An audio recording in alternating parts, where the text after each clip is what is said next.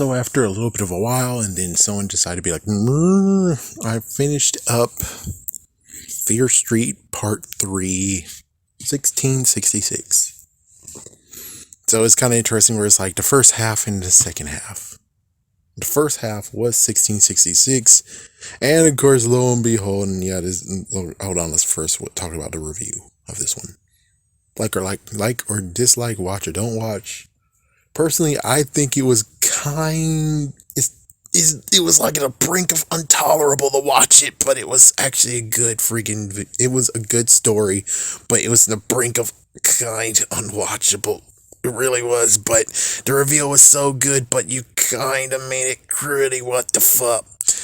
And I'll talk about in a later, which I think this is why it's most likely, of course, is rated R. So I can talk at the end of how I actually feel to make it so that everyone can understand what I see and what you feel if you actually were in my shoes. Anyways. All right. So let's go with the spoilers. First things first is we got to see how Sarah Fear played off and actually just made it so that Sarah Fear was not the bad guy. Yes, you actually got to have visions and stuff, but she wasn't the bad guy. She was also the victim, the very first victim. It turns out that an ancestor of someone's actually was responsible for all of this. And I'm like, oh, so it was him. It's like, yeah, it's not even him. It's more the fact of the Dark One, the devil, has been risen, and he raised the devil's heart, and for it to beat and actually give him blessings. And it's like, yeah, so it's not even freaking shady side, even though I guess it's kind of like, we can kind of take the Bible assumption of it all, where it's like, Abraham, I'm going to give you generations of people, and your land is going to be prosperous wherever you are. And it's like, that's most likely what's going on, is that's why Sunnyville, that's why Sunnyville was actually pretty good. No accidents happened, no murders, no robberies or anything happened. It's because that land was, in quotations, blessed. Yes, in the evilest way possible. So that's what happened there, to why they're so glimmering shiny, while Shady Side, everything's happening on Shady Side. It's like, yeah, that's what's freaking damn wrong, number one. And we went through all of it, and it turns out that not even Sarah, it turns out Sarah Fear also is a freaking damn lesbian. Oh, son of a bitch, are you really kidding me? What the fuck? And it turns out the partner was the one that forced herself upon her. Yeah, so the partner actually wanted to experiment, and she was like, no, I don't want to do this, I don't think this is a good idea. And the partner was like, no, fuck it, let's do it. And then someone saw it, and then someone decided to spread the rumors, and then he decided to actually do the freaking horrible evil spell, sorcery. And then the pastor was the first one that killed a bunch of people, and then all the blame went to Sarah. Actually, all the blame went to the partner, aka Sam's descendant, but you can't really say that. They just used other people that they had in their arsenal to do it, which was pretty fun. You know, American Horror Story does it. Why can't they do it? And so basically she was gonna be killed, and Sarah was like, I don't want you to do this. I don't want this to happen. And she's going to go find a gypsy woman, I guess that's what we can call her, to actually do a spell to save them. And well, lo and behold, she was killed by the person that actually is the bad guy.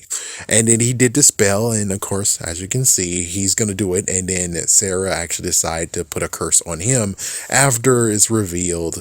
And she got her hand cut off thanks to him. And she didn't do the blood oath, but she swore something that's like, I'm going to be haunting you, and I'm going to show the truth, and you're not going to get away from me. I'm going to be haunting you for a long ass time until you finally are ended. So then that's why she shows visions when she's get touched. Her body gets touched, her freaking hand gets touched, or the moss gets touched.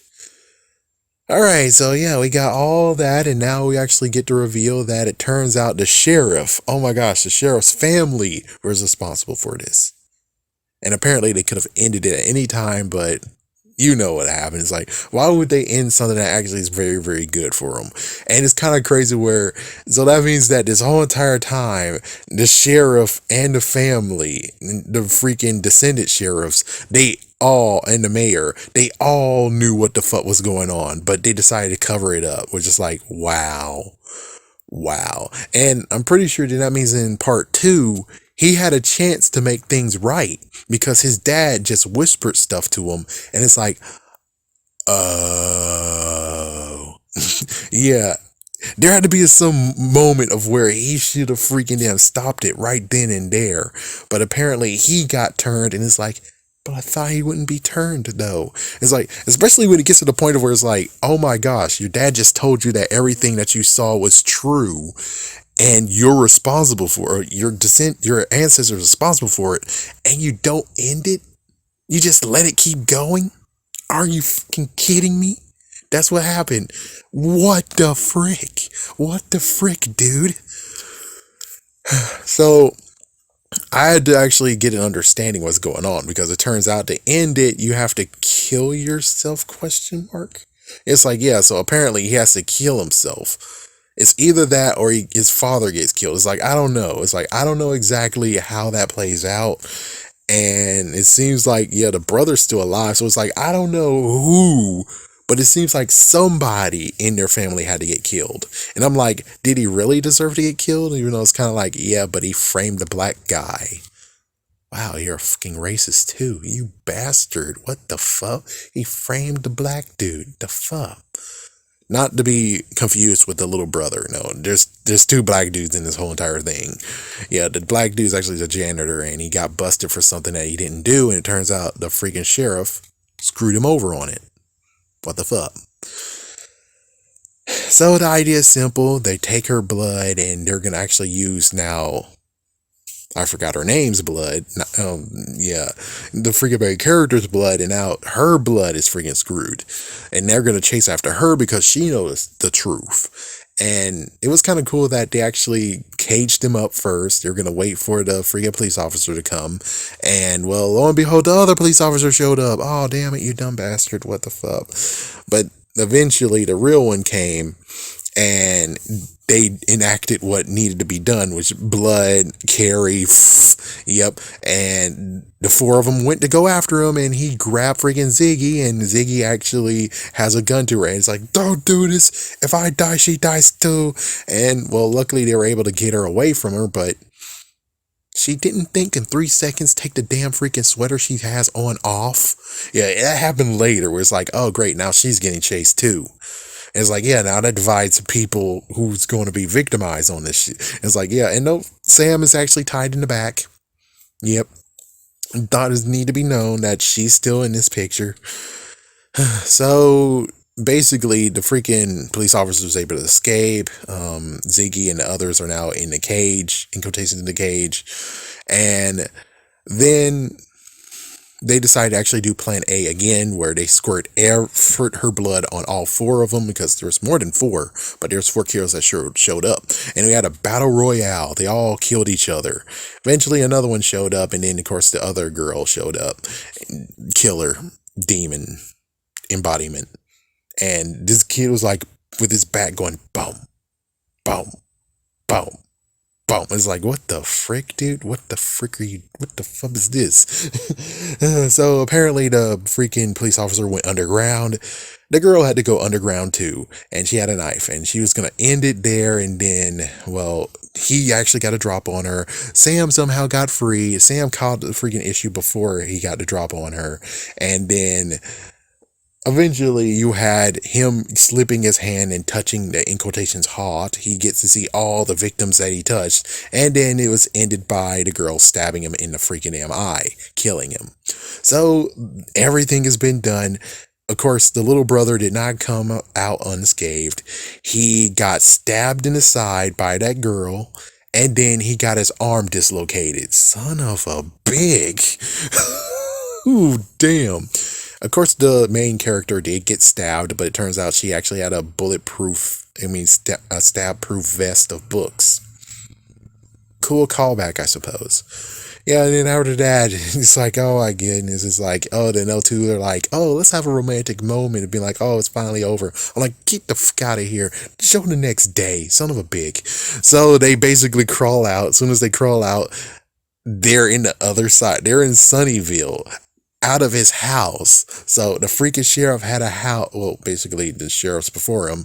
It's like the house actually went all the way into the catacombs to the heart. And it's like, what the fuck? Yeah, what the fuck, man? I'm shocked at the freaking. It's like I was like, why you guys are so dumbass morons? Why the fuck are you going out of this damn house? This is not your freaking damn house. And for you to actually come out of the damn house bloody, it's a dumbass idea. The freaking neighbors looked at your ass and it's like, yep, they will so finger you for a crime. You have blood all over your freaking damn in your freaking face and hands. It's like, you dumbass. And then all of a sudden the freaking car accident happened. It's like, oh fuck. Just to resemble, they are not safe anymore. It's like they're not safe anymore. They can't be perfect anymore. And it's like, damn. News anchor said how he was the serial killer all this time. And it's like, well, no, they just made him a serial killer now. So it's like he's the serial killer. And it's like, whatever, freaking whatever. They're trying to, whatever. The little bro actually got some messed up burnt pancakes and then they went to school. But of course, she decided to ditch school.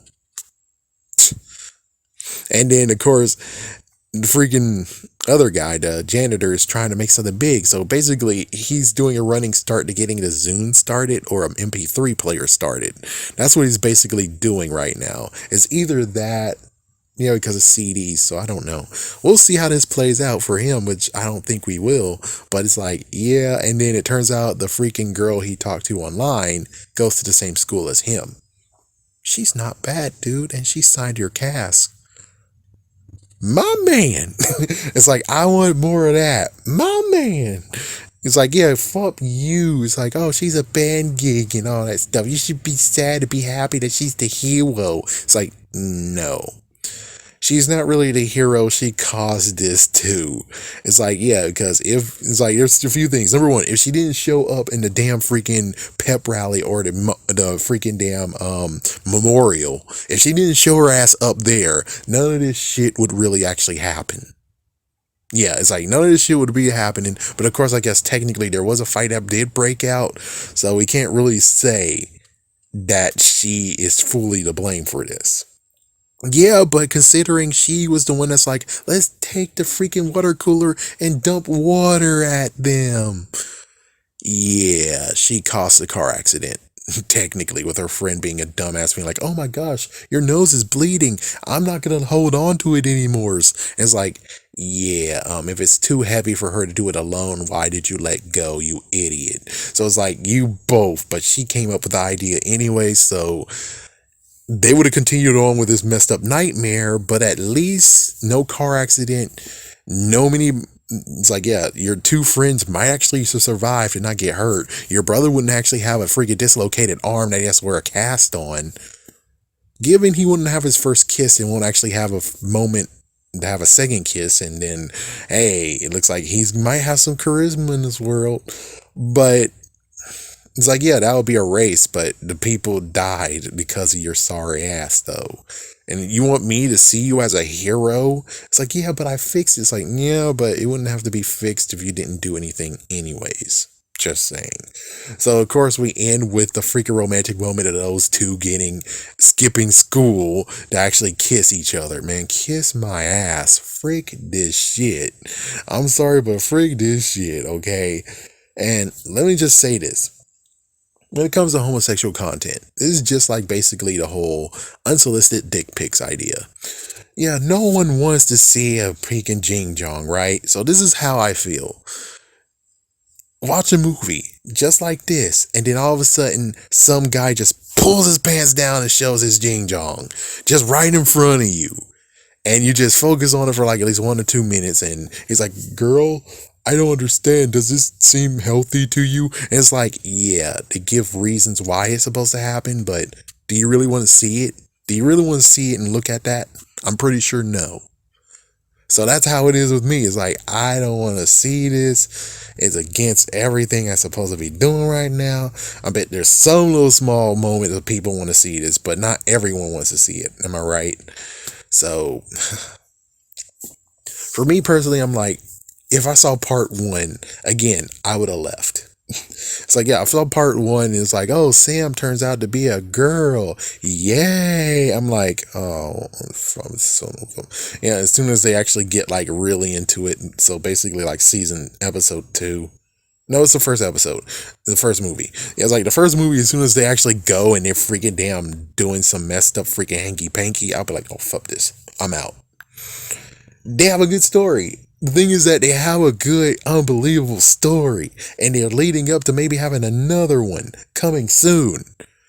But I can't freaking support it if you have this bullshit being, and it's like, yeah, no one asked for this shit. The only one that actually gave me peace was part 2, which was good enough. Part 2 was good enough. Thank you.